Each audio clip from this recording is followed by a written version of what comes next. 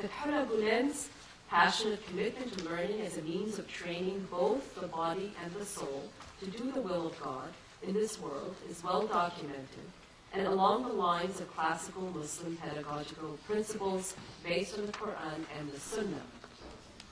Gulen remarks in one of his works, and I quote, "We are creatures composed of not only a body or mind, or feelings or spirit, rather we are harmonious compositions of all these elements. Proper training of all these aspects of the human condition in concert promote the holistic development of the individual, spiritually, morally, rationally, and psychologically." As part of his holistic approach to education, Gulen does not set up a misleading demarcation between a religious sphere and a secular sphere. The Quran, after all, exhorts humans to reflect on the creation of the heavens and the earth. This is from chapter 3, verse 190, which Gulen understands as an invitation, and I quote, "to discover the divine mysteries in the book of the universe, and through every new discovery that deepens and unfolds the true believer, to live a life full of spiritual pleasure along a way of light, extending from belief to knowledge of God, and therefrom to love of God, and then to progress to the hereafter and God's pleasure and approval. This is the way to become a perfect, universal human being." Studying God's creation is thus a natural consequence of an individual's faith in and love for Him, leading to deeper knowledge of matters of the mind and the spirit, and ultimately to annihilation in and subsistence with God. Expressed in Sufi terms, this last quoted phrase underscores the desirability of rooting one's scientific learning in the higher purpose of serving the Almighty and not for material gain or worldly glory.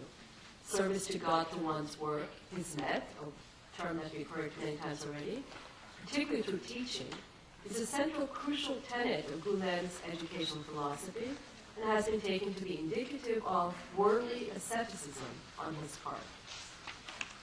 It should be noted, and has been noted already, that teachers in Gulen schools in highly secular countries such as Turkey and outside of Turkey do not currently overtly proclaim their adherence to Islam, nor teach the sciences from a religious perspective, since both might invite the disapproval of the authorities. Gulen suggests instead that it is enough to be a faithful Muslim while imparting secular knowledge because, and I quote, "knowledge itself becomes an Islamic value when it is imparted by teachers with Islamic values, and who can show students how to employ knowledge in a right and beneficial Islamic way." In a similar vein, Gulen emphasizes the importance of tamsil for his followers in general, that is, to represent the best of Islam through their personal behavior and interactions with others. Exemplary, loving conduct towards others is the best witness one can provide for one's moral integrity and fidelity to God. In addition to the sciences, Gulen also lays emphasis on a humanistic approach to education, which reflects earlier patterns of classical education in the Islamic world. Such a broad-based humanistic approach, according to Gulen, would include the inculcation of religious, ethical, and traditional cultural values, values which in their application are universal and broadly humanitarian. One should also not be severed from the history of one's community, whether as individuals or as nations, because a highly developed historical consciousness lends valuable contextualized perspective in one's contemporary life. Now to go into a brief discussion of the role of women and religious minorities within the Gulen movement and particular educational views. The Gulen movement supports increased educational and work opportunities for women. Many women work particularly as educators in schools and universities and sometimes as administrators in certain areas. With regard to religious minorities, Gulen, like his mentor Said Nursi before him, was a firm believer in dialogue and the establishment of cordial, tolerant relations with them. And of course, we've heard extensive discussions of this earlier today in the morning. On account of such tolerant proclivities, fostered in fact by a strong Islamic identity on the part of the teachers, Gulen schools have been successful in putting down roots in various milieus in and outside of Turkey.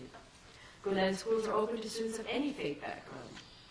Such a spirit of tolerance and inclusiveness reflects the spirit which characterized the madrasas and informal learning circles of the medieval period, which, as we indicated before, welcomed the active participation of religious minorities in their intellectual life.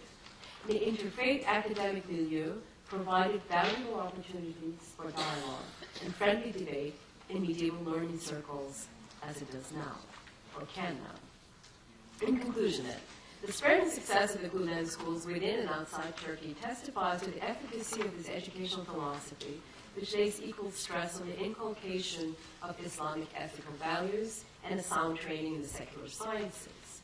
Gulen's emphasis on reason wedded to faith is perfectly in accord with the spirit of the golden age of Islamic civilization, with its flourishing culture and learning, as well as with the spirit of our own age, as we have established.